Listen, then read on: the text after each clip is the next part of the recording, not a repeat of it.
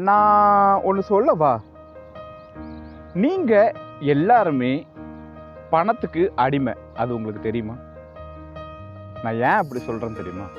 நீங்கள் ஒரு கம்பெனியில் வேலை பார்க்குறீங்க, ஒரு நிறுவனத்தில் வேலை பார்க்குறீங்க.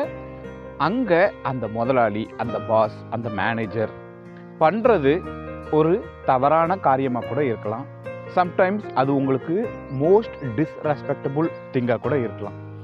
ஆனால் நீங்கள் அவர் சம்பளம் தராரு அப்படிங்கிற ஒரே காரணத்தினால அவருக்கு ரொம்ப விசுவாசமாக இருப்பீங்க, அவருக்கு ரொம்ப உண்மையாக இருப்பீங்க, அவர் சொல்கிறதெல்லாம் கேட்டு பொறுமையாக இருப்பீங்க. ஆனால் உங்களுக்கு ரொம்ப பிடிச்சவங்க, நீங்கள் அவங்க மேலே உயிராகவே இருந்திருப்பீங்க. அவங்க ஒரு சின்ன தப்பு பண்ணிட்டாங்க, இல்லை பெரிய தப்பே பண்ணிடட்டுமே, ஆனால் அவங்கள மன்னிக்கிறதுக்கு உங்களால் முடியாது.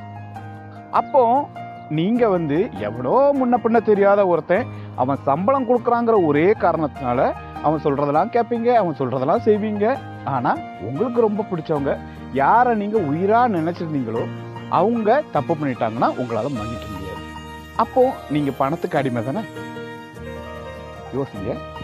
மீண்டும் உங்களை வேற ஒரு அழகான வீடியோவில் சந்திக்கிறேன். அது வரைக்கும் டேக் கேர். நன்றி, வணக்கம். இந்த நாள் உங்களுக்கு இனிய நாளாக அமையட்டும்.